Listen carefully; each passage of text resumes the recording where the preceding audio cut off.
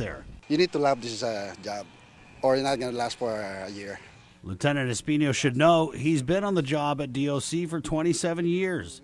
He said that potential corrections officers need to understand how their relationship with inmates and detainees works. They need to know that you really care for them. It's not, like I said, it's not about paycheck. It's about you're being entrusted to take care of them, come to work, and you do your part, take care of them. Our job is to keep them away from the society, not to add more hardship on them inside the prison. Ishizaki, meanwhile, said talks are in the works with the judiciary, which has struggled with the implementation of its electronic monitoring program. Electronic monitoring can be useful, but I think that our legal community hasn't really given it much thought because they're still doing stuff the way we've always done it. Because of prison overcrowding, not only are staffing levels dangerously low, presenting risks for COs, but grouping inmates and detainees by security classification has pretty much become a pipe dream. With about 150 corrections officers overseeing 700 inmates and detainees, Ishizaki says something's got to give, and soon. In here, we're busting at the seams. We have 700 people we've got to take care of collectively between Manila and Hagatna. Our facilities are not designed for 700 people. And if you keep incarcerating more people, what do? So we really have to ask ourselves collectively, the whole community, how should we address this? It's not a corrections problem, it's a Guam problem. For Guam's News Network, Chris Barnett reports. There were two measures that were up for discussion at the legislature on Wednesday. This includes Bill 21635 that establishes the rate of stipends for Guam Police Department civilian volunteer police reservists that would double the amount from $250 to $500, and Bill 24735 that's relative to the expenses the governor of Guam is authorized to expend in the event of a declaration of emergency for civil defense, public safety, or health care. This measure provides the governor with additional flexibility to increase authorized expenditures from $250,000 to $500,000 in the event they declare an emergency, and it includes a transparency clause since during an emergency, the procurement process is bypassed. Senator Telo Tadigui was the only lawmaker to oppose the legislation, saying that if it were necessary, the executive branch would have testified in support of it. Typically, the holidays are a time for joy. However, that's not always the case for everyone. The Guam Behavioral Health and Wellness Center understands this and reminds all in the community that they are here to help those in need this season. The agency responsive to mental and emotion health crisis opens their services this holiday season. A period of time where we have the benefit of having skilled professionals ready to assist those who, during the holidays, have more difficult time in coping with depression or anxiety or any emotional strain that may be coming their way. For those feeling this way, Guam Behavioral Health and Wellness Center encourages individuals to utilize their annual holiday hotline. According to Director Teresa Riola, she said in general there is not a major spike in phone calls, but there are people who find themselves more anxious. For some people, it heightens the effect that they're without family or apart from family, or is a period of time that also, as others are enjoying very well the holiday season, that they're reflecting that their life is not as joyous. And so crisis becomes more of is heightened. The Holiday Hotline is a 24-hour service operated by professionals, starting on Christmas Eve at 6 p.m. until December 26th at 6 a.m. As well, the hotline runs New Year's Eve, 6 p.m. to January 2nd, 6 a.m. It's a time when if anybody out there feels a little bit more stress or needs somebody to talk to, please just call. Reminding all they are not alone and here to help. The Holiday Hotline number is 647-8833. Reporting for Guam's News Network, I'm Adriana Cotero. A local real estate expert says based on the latest data, the average home on Guam is considered severely unaffordable.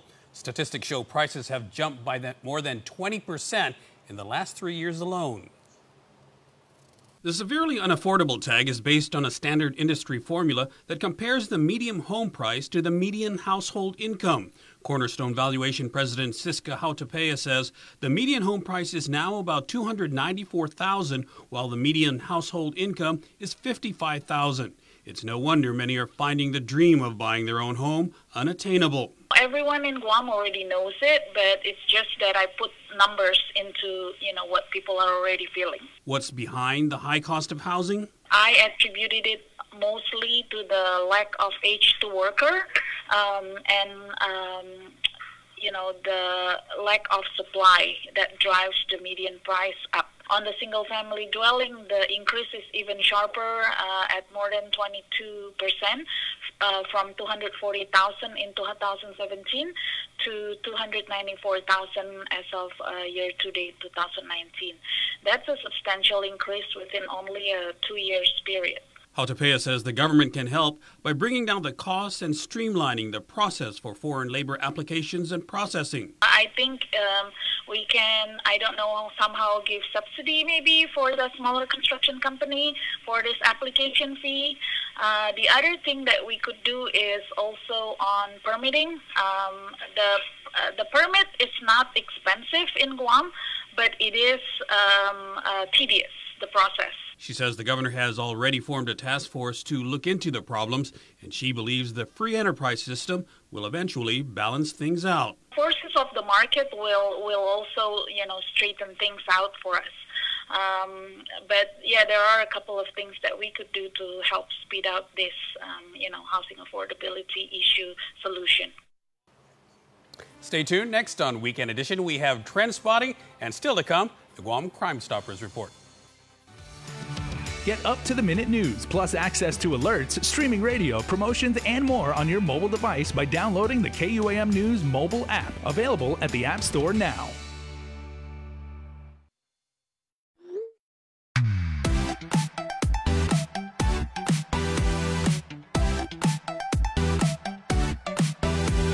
Half a day, I'm in the club.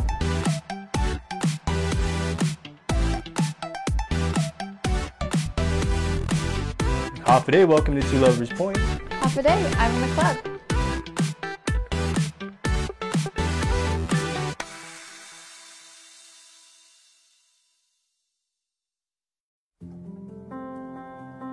Matson is in this community. We've been in this community for decades. We're gonna be in this community for decades to come.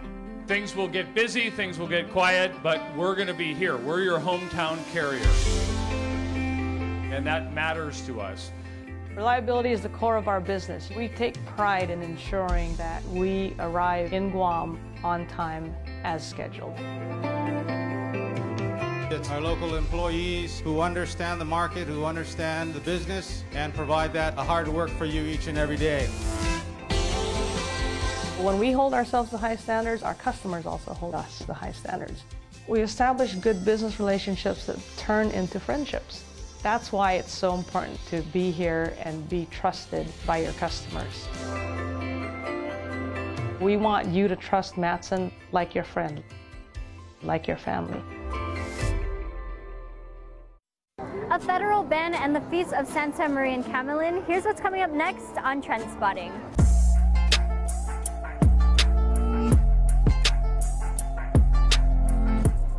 Good everyone, I'm Cami Aguirola and welcome back to another episode of Trend Spotting.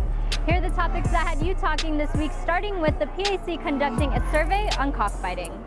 An off-island political action committee against animal cruelty is making its presence known as a federal ban on cockfighting in the territories looms large. They're offering rewards, encouraging people to identify anyone who is cockfighting on Guam after December 20. That's when a federal ban on cockfighting in the American territories starts. They released a survey saying 60% of residents oppose cockfighting and 60% of Guam's residents support a feed ban on rooster fighting. Here are some of your comments. Max Cruz on Facebook said, "Who decides these laws and imposes them on our land and people? Federal peeps in the mainland? If we can't change the covenant and vote for the US president, then who are those in the mainland to dictate how we should live in our island?" Philippines. Jeremiah Lujan asked, I wonder how the other territories are handling this ban. Francis Wolford said, regardless of the survey, it's law and it will take effect on the 20th. If you're willing to take the hit of $250,000 and other penalties, then break the law. Where was your feed store owners and those running the cockpits, especially the politicians, before the act was passed? They were roosting. Don't fret, there's other options available like work, but do feed the chickens, they are good pets. Jigo Guahan said, where did you guys survey these people? Tumon? Why don't you do a poll and I'll guarantee you those numbers will change big time. So that's what KUAM did. On our Instagram, we did a KUAM news poll and here were your results. 41% said to ban cockfighting, while 59% said to keep it. A Jigo resident is the island's 17th traffic-related fatality. The Guam Police Department is investigating the island's 17th traffic-related fatality of the year. Shortly before 7:30 p.m. on December 7th, Guam Fire and Guam Police Department responded to a serious incident in Jigo. JV and Carl work at a nearby auto shop and witnessed what happened. They immediately ran out to help. I saw a body fly. We ran out knowing that it was an accident, JV said. We stopped whatever vehicle going northbound and southbound, directing them through our own parking lot, making sure there's no inconvenience of traffic. Even before emergency responders arrived, they received some help from a flight crew from Andersen Air Force Base. The pedestrians were transported to Guam Regional Medical City, where hours later, one of the men was pronounced deceased. This is the second traffic-related fatality in as many weeks. On Monday, a man crashed into a park honoring Santa Maria and Camelin the day before the holiday honoring the same patroness of Guam. The viral video of the crash aftermath showed damage to several parts of the park, and 24-year-old Austin J. Sablan was arrested for leaving the scene, unauthorized use of a vehicle, and theft of property. Here are your comments. Viona Akfaji Antalan said, why do people automatically blame the drivers? Nowadays, there are so many people jaywalking and walking the streets, and some refuse to get out of the way. Speeding, poor lighting, poor visibility from dirty windshields, people just walking and running onto streets like they have the right of way can all be factors. Prayers and condolences to the family. Top fan John Dalzell said, thank you to the airmen for providing aid. And on Instagram, Gina A. Rokop said, prayers to the two men, but we really need to start fixing the lights on these streets because it's becoming to be such a big issue. The island's faithful have gathered for the Feast of the Immaculate Conception. Guam's Catholics celebrated the Feast of the Immaculate Conception on December 8th, with a day of Mass at the Dulce Nombre de Maria Cathedral Basilica in Hagåtña. Father Val Rodriguez was one of the Mass celebrants, and he explained the religious significance of the observance. The Blessed Virgin Mary, in her title as the Santa Maria Camelin, really played a lot of important events in the history of the island of Guam and the Church of the Archdiocese of Hagåtña. Catholics on Guam also celebrate Santa Maria and Camelin, the patroness of the Marianas, whose statue is brought down from the alcove above the cathedral altar each year for a procession around Hagåtña. The Feast of the Immaculate Conception is also a legal holiday for the government of Guam. On our Instagram post that featured the artwork of @Veroni.Sablan, Instagram user Little Mermaid said, beautiful job, Auntie Roni, and another Instagram user said, so beautiful. Over on our other Instagram post, @Anne-Marie Toves said, Viva Santa Maria and Camelin, may she guide us, protect us, and bless us all. While @Yvonne B. Red said, it means a lot for me to see home from so far away. Chelsea Obispo stuns audience at her performance in the North Pole. Check out the angelic voice of Chelsea Obispo. There's a place, mercy reigns, never dies. She performed at the North Pole as part of United Airlines' annual fantasy flight. At least 30 students and their families from the Guam Department of Education's Division of Special Education were taken on a magical trip to the North Pole on Monday. The annual event is made possible through the generosity of United Airlines employees and their corporate sponsors. On Facebook, Lita San Augustine said, beautiful voice and beautiful gift. Another Facebook user said, beautiful and so special. Thank you, United Airlines, for making it possible and taking these children on a magical trip to the North Pole. I'm sure my niece Johanna and mom Nakrina Mendiola had a great time. Joe Mendiola, I saw them walking in and sitting. Norma Babauta said, saw this and brought tears to my eyes. Yes, every person is special. Happy holidays. The song and singer is so beautiful. That's all for this week's episode of Trend Spotting. Sidzuas Maasi for watching, and I'll see you next time.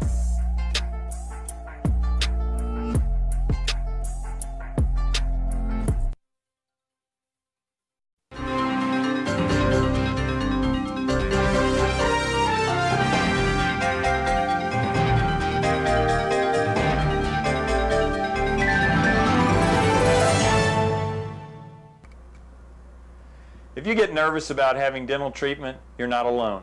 An estimated 35 million adults experience anxiety or nervousness at the simple thought of visiting the dentist. As your dentist, I strive to make your visit as painless or pain-free as possible. And I frequently tell my patients that in the 21st century, if we can give you medicines to put your tooth to sleep or medicines to take an infection or toothache away, we can surely give you something to help relax you and take all fear away. No one ought to sit in a dental chair thinking of bad childhood memories or fearing injections. If you're a dental coward, but you really do want your teeth fixed, don't wait until the pain is killing you. Come in, tell us your fears, and set up an appointment. We have convinced many that dental treatment doesn't need to be scary anymore. For your helpful dental minute, I'm Dr. Kenny Bourgeois of Paradise Smiles. You shall never know all the good a simple smile can do.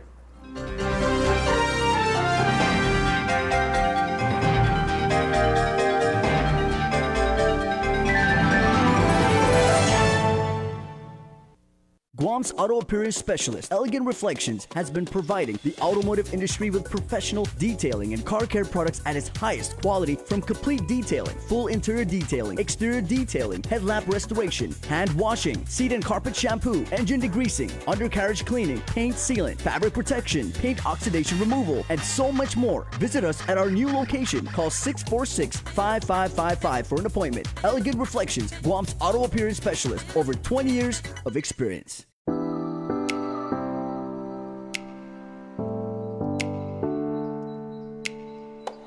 You may have noticed recently that KUAM Communications is going beyond broadcast and cross-platform, giving you original digital content on every social media and digital platform.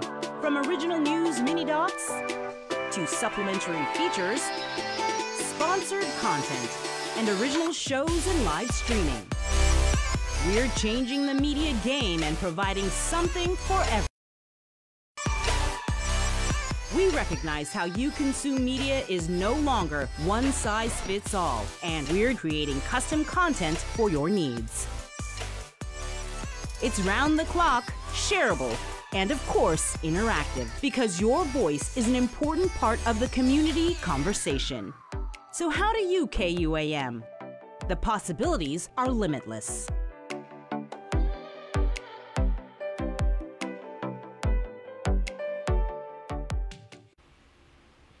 Okay, welcome back, everybody. Sergeant Paul Tapau with the GPD Crime Stoppers program is here. And Sarge, we welcome you back as always. Earlier this week, we did a live stream from Untalan Middle School. Can you get us up to speed on what's transpired of that? Because you were saying it was an act of vandalism, there was possibly a fire started and everything. Has anything transpired as far as community tips, feedback, anything?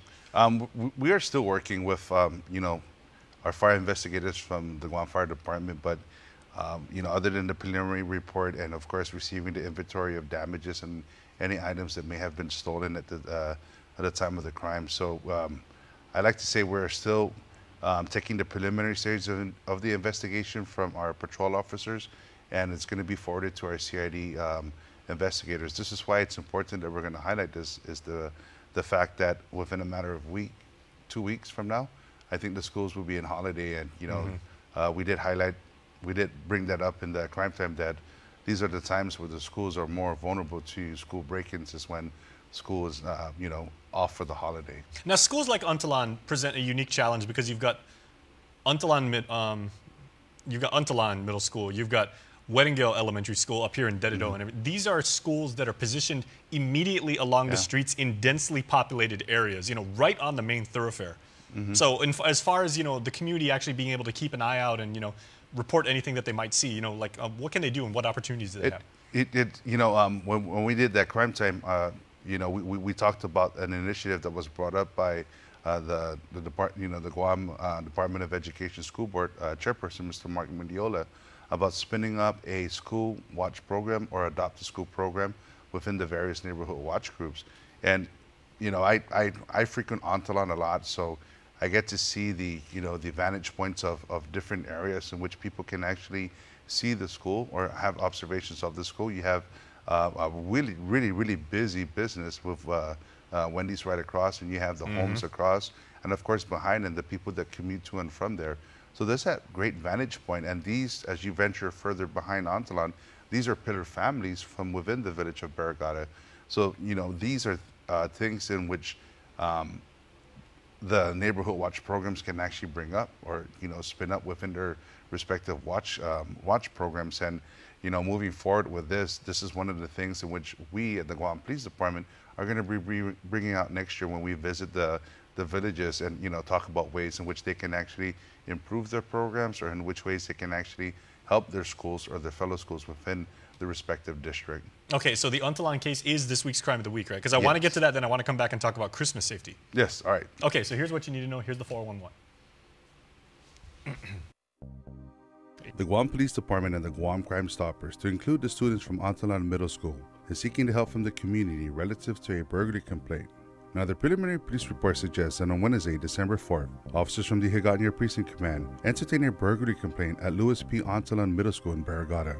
Police reports further suggest that shortly before 7 o'clock in the morning, school officials discovered that 5 classrooms had been broken into. When police officers arrived, they discovered a fire within the administrative office and immediately contacted Guam Fire Department for their assistance. Now, the Guam Crime Stoppers is seeking help from the community relative to this case. If you have any information about this case, please call the Guam Crime Stoppers at 477-HELP or text 688-STOP. You can also visit our webpage at www.guam.crimestoppersweb.com or call the Guam Police Department at 475-8615, 6 or 7. Guam Crime Stoppers wants to remind the public that we do not use caller ID and you do not have to leave your name. You can receive a cash reward of up to $1,000 if the information provided leads to the arrest and conviction for the person or persons responsible for this crime or any other crime.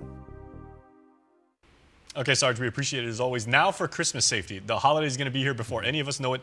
And for people like our age, we remember Guam the way it used to be. The only things open literally on Thanksgiving and Christmas Day were the police precincts and the gas stations. It was an island-wide day of peace. Everybody celebrated. It was very, very solemn. But today it's an interesting situation because a lot more things are open and there's a lot more opportunity for crime. It is.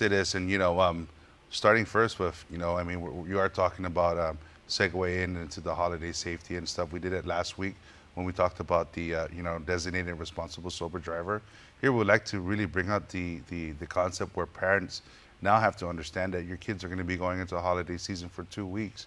And it's really important that they understand and they track their activities and what they're, what their child is going to be doing, because realistically, every action that or any crime that your child commits, you as the guardian or the parent or the caretaker, you'll be held responsible for their actions. So, you're right.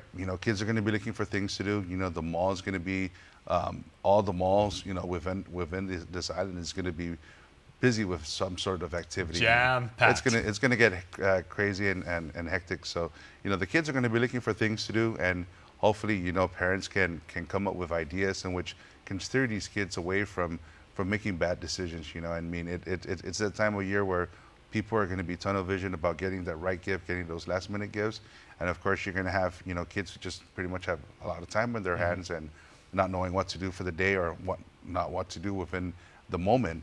These kids may come up with ideas that may be really getting them into trouble or can actually hurt somebody. So parents have an accountability on your child during the holiday season, and we can get by and we can start off the new year right. Now, real quick before we go, what should people watch out for? Because of course on Christmas Day you've got the various parishes that are going to be bringing the Nino around. People, kids get footballs and they're going to be playing catch out in the streets and everything.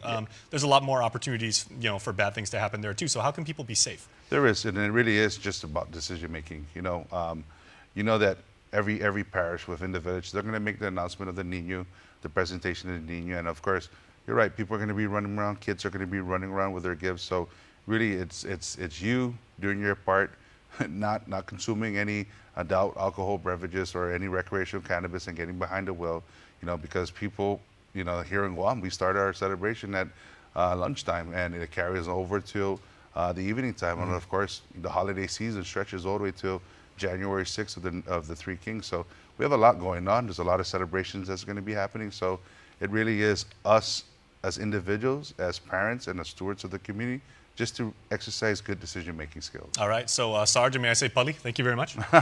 You're welcome. Thanks very much. We'll see you next week. All right. Take care. Right, and we'll see you after this.